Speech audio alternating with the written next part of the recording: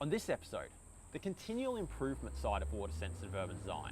Some ideas from a local government about once you've got a budget, what do we do next to get stuff improving, make stuff better, get this maintenance really optimal, really efficient, really smick.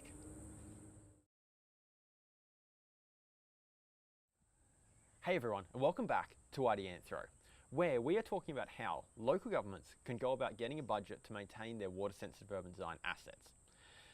Now, after the first couple of episodes were released in this series, I had quite a few people contact me and be like, hey, that's really useful info, but here's a few other bits of info that can kind of add to that and build to that. And in the past couple of episodes, and then in this episode, I'm trying as best I can to share those ideas.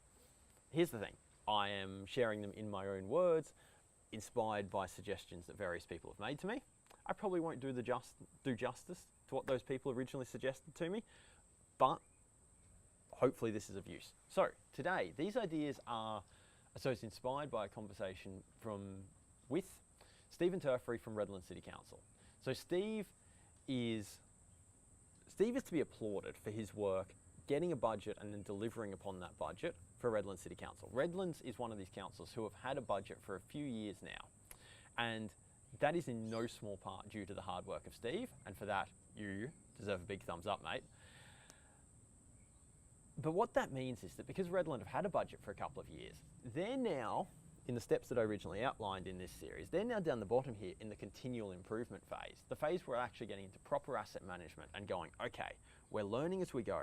How do we optimize what we're doing? How do we do it better? How do we refine what we're doing? And get this process working really smoothly, really nicely. And so Steve contacted me and was like, hey, here's a couple of things that I have learned over the past couple of years of putting this work out to contract and how I would go about improving upon that and how I'm trying to improve upon that in the current day. And so, a little bit of context here. A couple of episodes back, I talked about how my preference is when we first get a budget to maintain water sensitive urban design assets. My preference is that, one, the department within the local government that is responsible for doing the maintenance is one who has a good sound knowledge of vegetation management. I would prefer if it was like the natural areas team that does it. But then secondly, when you go out and get contractors to help with this, I also have a preference that we get a contractor who's well skilled in the veg management stuff. And the reason for that is that so much of maintaining bioretention systems and wetlands and all this sort of stuff is vegetation management. Obviously, we also have hard infrastructure assets like gross pollutant traps that need to be looked after.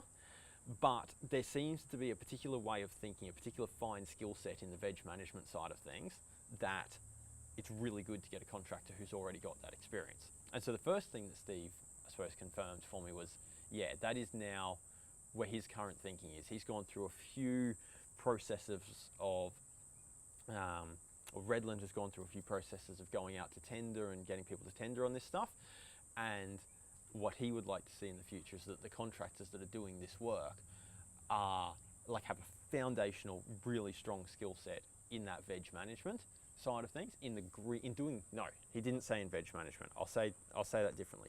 In managing the green assets, because there's a particular skill set there that needs to be like, yep, we need to get this.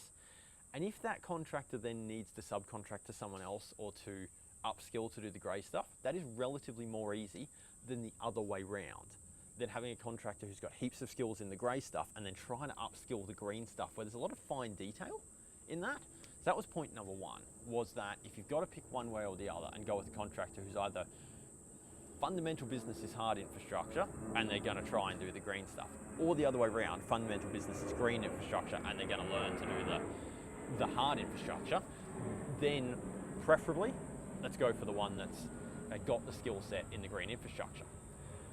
But the second point to this is that Steve quite rightly pointed out, and this is something I glossed over in the previous episodes, is that maintaining WSUD assets, maintaining bioretention systems, wetlands, that sort of thing, while vegetation management is a large part of it, it's only a part of it. There is more to it than that. It would be nice if it was only veg management, but there's more to it. There is filter media, there are hydraulic components. And so it's absolutely true that when we first get a maintenance budget, there are a bunch of contractors out there who are really skilled in doing veg management and who are learning more and more about the WSUD stuff as time goes by. And they are a good choice to go, okay, sweet, I've just got a budget. Let's start doing the best that we can to look after this stuff. But the reality is that longer term, what we actually want is to try and develop an industry of WSUD specialists who aren't just, to give a tangible example, imagine you've got a few bioretention systems, they're all in pretty good nick, doing nice veg management to look after them, but then something happens and one of them, the plants all start dying. What we really want is a contractor who can not only go, what's happening as the plants are dying? Oh, well, we better get some more plants.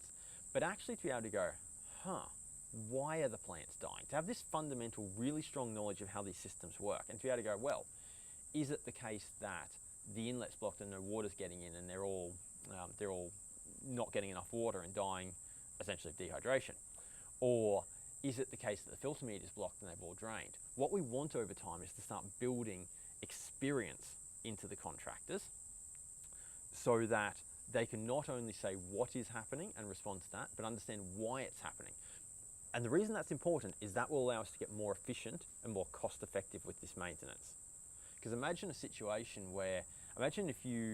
a situation where you can see what is happening to a bioretention system when the plants are dying, but you don't understand why. Well, a likely response then is you're just going to replant it. And if you haven't solved the fundamental underlying problem here, the plants will probably die again and it's a waste of money. But if you can understand why that's happening, if you can tell the difference between, well, it was the wrong plant species, or the system is clogged up, or the inlet's blocked, or the outlet's blocked, something like that, if you can understand that, then you can make the right choice to adjust with it, and it's going to be way more cost effective. And Steve's point was that he is hoping, as the industry goes forward, and is trying to develop as the industry goes forward, more specialised knowledge of WSUD assets. And I believe this will happen. It's simply going to be a matter of scale. As more local governments come on board and start having budgets to maintain this stuff, there's going to be a bigger pool of money out there that contractors are competing for to try and get works. And the more that they compete, the more competition is, the better they're going to have to get to be able to do this, right? Because someone's going to come along and do it better than everyone else, and that person's going to take over the market, and then everyone else is going to have to chase them and catch back up. This is how competition works.